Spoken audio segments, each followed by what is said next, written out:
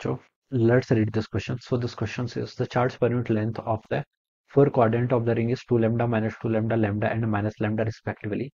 The electric field at the center. Center पर आपको यहाँ पर इलेक्ट्रिक फील्ड बताना है. We have given the four options. Right. तो चलिए बच्चों इस क्वेश्चन को स्टार्ट करते हैं. So we are writing the key concept of this question. इस क्वेश्चन का की कॉन्सेप्ट बच्चों क्या लिख सकते हैं. आपको सेंटर पर इलेक्ट्रिक फील्ड बताना है. ठीक है. तो इलेक्ट्रिक फील्ड लिख लीजिए. क्या लिख लीजिए. Electric field will be the key concept of this question. ठीक है. इलेक्ट्रिक फील्ड क्या हो जाएगा, इस क्वेश्चन का आपका की कॉन्सेप्ट हो जाएगा. तो चलिए इस क्वेश्चन को स्टार्ट करते हैं. इलेक्ट्रिक फील्ड देखिए, आपके पास देखिए ये क्या है, एक क्वाड्रेंट है, ये एक रिंग है. ठीक है. रिंग का देखिए आपको क्वाड्रेंट क्वाड्रेंट का मतलब होता है 1/4 पोर्शन दे रखा है. ठीक है.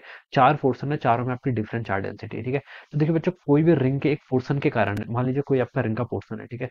ये आपका रिंग का कोई पोर्शन है. ठीक है. यहाँ पर आपको इलेक्ट्रिक फील्ड फाइंड आउट करना है सेंटर पर. ठीक है. और मान लीजिए ये आपका यहाँ से आपका ऐसे आपका क्या है, ये आपका इस तरीके से. ठीक है. इस तरीके से है आपका. ठीक है. और आपको देखिए यहाँ पर क्या बताना, सेंटर पर इलेक्ट्रिक फील्ड बताना है इतने पोर्शन के कारण. तो बच्चों कैसे फाइंड आउट करेंगे. एक पहले तो आप एक स्मॉल एलिमेंट ले लीजिए. क्या ले लीजिए, स्मॉल एलिमेंट ले लीजिए. ठीक है. और यहाँ से देखिए बच्चों एंगल देखिए, ये एंगल बच्चों मान लीजिए आपका कितना बना रहा है, दिस एंगल अगर हम यहाँ पर एज्यूम कर ले कितना, फाइव के इक्वल है. ठीक है. एक हम यहाँ पर से एक एलिमेंट ऐसे चूज करेंगे. ठीक है. ये कितना होगा आपका, ये स्मॉल एलिमेंट आपका डी फाइव के इक्वल हो जाएगा. ठीक है. मान लीजिए रिंग की रेडियस आर के इक्वल है, तो बता सकता हूँ कि ये जो एलिमेंट है, रिंग पर जो एलिमेंट आ रहा है, ये कितना होगा, इसका इसकी लेंथ हो जाएगी आपकी आर डी फाइव. ठीक है. चार्ज पर यूनिट लेंथ कितना, लैम्डा, यानी कि यूनिट चार्ज पर आपका लैम्डा चार्ज है. सॉरी, यूनिट लेंथ पर आपका लैम्डा चार्ज है. तो आपकी इस छोटी सी लेंथ आर डी फाइव पर कितना चार्ज होगा, उसको मैं लिख सकता हूँ D Q equal to unit length पर तो लैम्डा है इंटू आपका आर डी फाइव. तो ये आपका इस पर छोटा सा क्या आ गया, चार्ज आ गया. अब देखिए इसके कारण आप क्या कर लीजिए, यहाँ पर इलेक्ट्रिक फील्ड फाइंड आउट कर लीजिए. देखिए स्टैंडर्ड फॉर्मूला है वैसे तो, लेकिन प्रूफ करके बता रहा हूँ. ठीक है. तो इसके कारण इलेक्ट्रिक फील्ड का ऐसा आ जाएगा डी. ठीक है. यहाँ पर मैंने एक्सेस चूज कर लिया. मान लीजिए ये मेरा एक्स एक्सेस है, this is my Y axis. ठीक है. तो यहाँ पर देखिए बच्चों, इसके सिमेट्रिक एक आपका एक यहाँ पर भी एक एलिमेंट होगा. इसके कारण इलेक्ट्रिक फील्ड बच्चों क्या आएगा, ऐसा आएगा डी. ठीक है. ये मैं बता सकता हूँ. ठीक है. सिमेट्रिसिटी से बता सकता हूँ. ठीक है. तो ये एंगल फाई है, तो देखिए बच्चों ये एंगल भी कितना होना चाहिए, फाई के इक्वल होना चाहिए. अल्टरनेट एंगल तो बच्चों इक्वल होते हैं. ठीक है. ये आपका ऐसे हो जाएगा.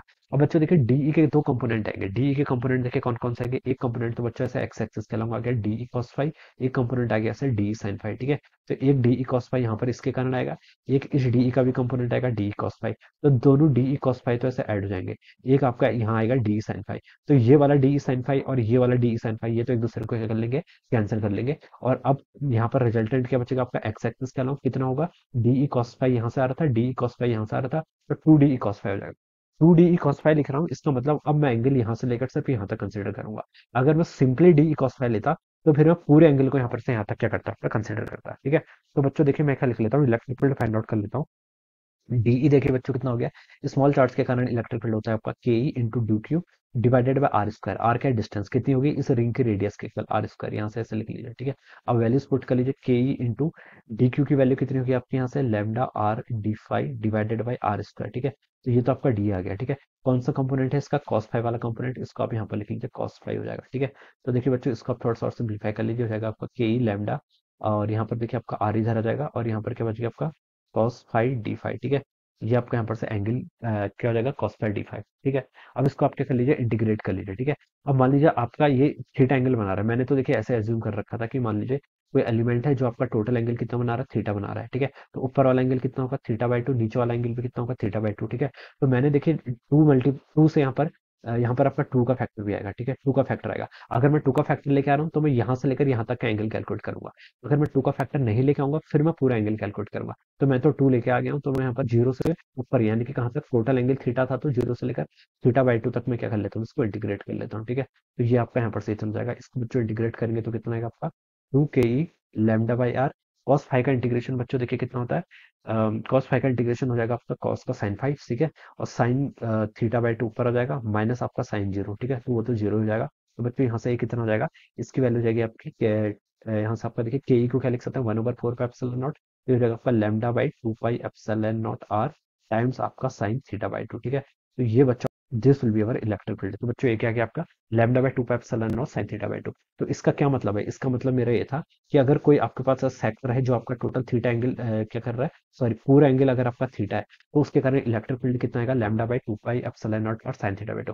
और डायरेक्शन देखिए क्या होगी, एक्स एक्सिस से हॉरिजॉन्टल में. ठीक है. ये बता सकते हैं. अब बच्चों वैसे यहाँ पर आपके पास चार एलिमेंट है. ठीक है. अब इसको हमने यहाँ पर रिजल्ट फाइंड आउट कर लिया. अब इसकी एप्लीकेशन है यहाँ पर. ठीक है.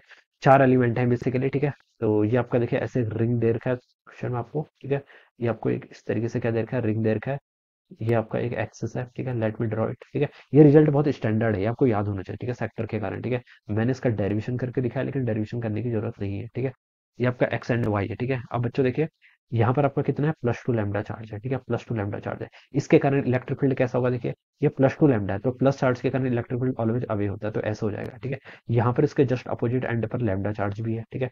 लैम्डा चार्ज के कारण इलेक्ट्रिक फील्ड क्या होगा, ऐसा होगा, ठीक है। अब बच्चों इतना तो हम बता सकते हैं कि देखिए डिस्टेंस दोनों की सेम है, रिंग की रेडियस आर रहेगी, ठीक है। और क्या रहेगा, लिंक की रेडियस सेम है, ठीक है। थीटा/2 भी सेम ही है, क्योंकि ये भी 1/4 पार्ट है, ये भी 1/4 पार्ट है, ठीक है। तो थीटा की वैल्यू देखिए हम यहाँ पर 90 पुट कर लेंगे, क्वाड्रेंट को कितना होता है, थीटा 90 होता है, ठीक है। तो देखिए बच्चों यहाँ पर जो इलेक्ट्रिक फील्ड होगा, ठीक है, इस 2 लैम्डा के कारण को 2e बोलेंगे, तो लैम्डा के कारण सिर्फ कितना होगा, e होगा। तो रिजल्टेंट कितना हो जाएगा, 2e और e का e हो जाएगा, किस डायरेक्शन हो जाएगा, इस डायरेक्शन में हो जाएगा, ठीक है। तो मैंने लिख लिया इसके कारण, मान लीजिए सेंटर है, तो e तो आपका ऐसे आ जाएगा, ठीक है। दिस इज e, ठीक है। यहाँ पर देखो क्वेश्चन में एक्सिस भी इसने बोल रखा है कि ये वाला एक्सिस आपका x है, ये वाला एक्सिस क्या है, y है, ठीक है। तो मैं अब यहाँ पर से ये एंगल भी बता सकता हूँ, ये एंगल कितना होना चाहिए, 45 होना चाहिए, ठीक है। अब इसको ऐसे लिख लेते हैं, तो रिजल्टेंट देखिए इन दोनों को 2 लैम्डा और यहाँ पर आपका चार्ज लैम्डा है, इसका मैंने रिजल्टेंट फाइंड आउट कर लिया, ऐसे आ जाएगा, ई आ जाएगा, ठीक है। और मैंने यहाँ पर वैल्यू कंसिडर की थी, देखिए ई आप ई किसके कारण है, आपका फील्ड लैम्डा के कारण है, ठीक है। तो मैं लिख सकता हूँ ई इलेक्ट्रिक फील्ड, देखिए आपका ये फॉर्मूला का यूज कर रहा हूँ, λ/2πε0r, λ/2πε0r साइन थीटा/2, थीटा कितना है 90, तो थीटा/2 कितना होगा, साइन 45, यानी कि 1/√2, ठीक है। तो इसकी वैल्यू आपके यहाँ से आ गई λ/2√2 पाई एप्सिलॉन नॉट आर, ठीक है। तो ये आपका इलेक्ट्रिक फील्ड आ गया, ठीक है। तो ये इलेक्ट्रिक फील्ड आपका ऐसा आ गया, ठीक है। अब यहाँ पर दो एलिमेंट आपके और बचे हैं, ठीक है, इनको भी कंसिडर कर लेते हैं। यहाँ पर देखिए आपका -2 लैम्डा चार्ज है, और यहाँ पर आपका सिर्फ कितना चार्ज है, -λ चार्ज है, ठीक है। और बच्चों देखिए यहाँ पर कैसे होगा, -2 लैम्डा के कारण इलेक्ट्रिक फील्ड, देखिए नेगेटिव चार्ज तो अपनी तरफ ही इलेक्ट्रिक फील्ड बोलता है, ठीक है। तो यहाँ पर इलेक्ट्रिक फील्ड ऐसा आएगा, ठीक है। इसके माइनस साइन को कंसिडर मत करना, अगर डायरेक्शन कंसिडर कर ली तो इसका मैग्नीट्यूड भी 2 ही होगा, क्योंकि 2 लैम्डा के कारण हमने 2 ई इलेक्ट्रिक फील्ड ले रखा है, ठीक है। यहाँ पर अपना 2 लैम्डा चार्ज डेंसिटी, ठीक है। और यहाँ पर आपका लैम्डा चार्ज डेंसिटी -λ, तो इसके कारण इलेक्ट्रिक फील्ड ऐसा आएगा। तो इन दोनों का रिजल्टेंट क्या हो जाएगा, 2 ई इधर को है, ई इधर को है, तो रिजल्टेंट ई आना चाहिए और इधर वाला डोमिनेट करेगा, ठीक है।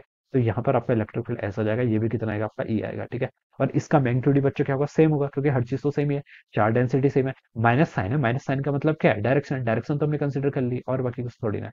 तो ये भी ई है, ये भी ई है। और ये एंगल बच्चों कितना होगा, अगेन आपको 45, तो ये 45, ये 45, तो दोनों इन दोनों वेक्टर्स के बीच का एंगल कितना होगा, 90। अब आप इसका रिजल्टेंट फाइंड आउट कर लिए, दो वेक्टर्स जिनका मैग्नीट्यूड क्या है, सेम है, और एंगल क्या है, 90 है। तो बच्चों प्रॉपर्टी होती है, अगर दो वेक्टर्स हैं जिनका मैग्नीट्यूड इक्वल है, मान लीजिए दो वेक्टर्स हैं, ठीक है, ए एंड ए, ठीक है।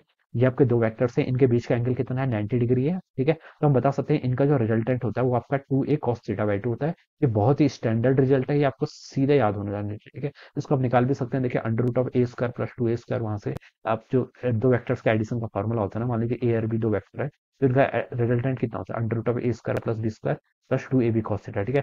यहाँ पर आप ए और बी दोनों को इक्वेट कर लीजिएगा, आपका सेम आंसर ही आ जाएगा, ठीक है।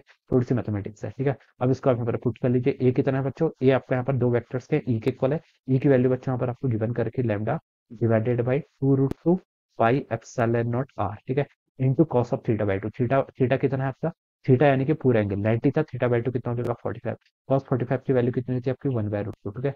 तो बच्चों देखिए √2 और √2 मल्टीप्लाई करके 2, तो ये वाले 2 को कैंसिल कर देंगे।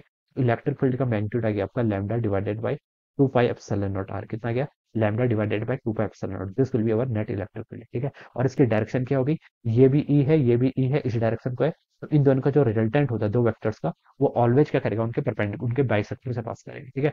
इक्वल बाइसेक्टर, तो 45 ये था, 45 ये था, तो ये आपका ई नेट आना चाहिए, this should be the E net, ठीक है। और इसकी डायरेक्शन क्या है, एक्स नहीं -x के अलावा है, तो -i कैप, तो ये आपका रिजल्टेंट इलेक्ट्रिक फील्ड मिलेगा, ठीक है। तो इस तरीके से बच्चों क्या करेंगे, इसको सॉल्व करेंगे।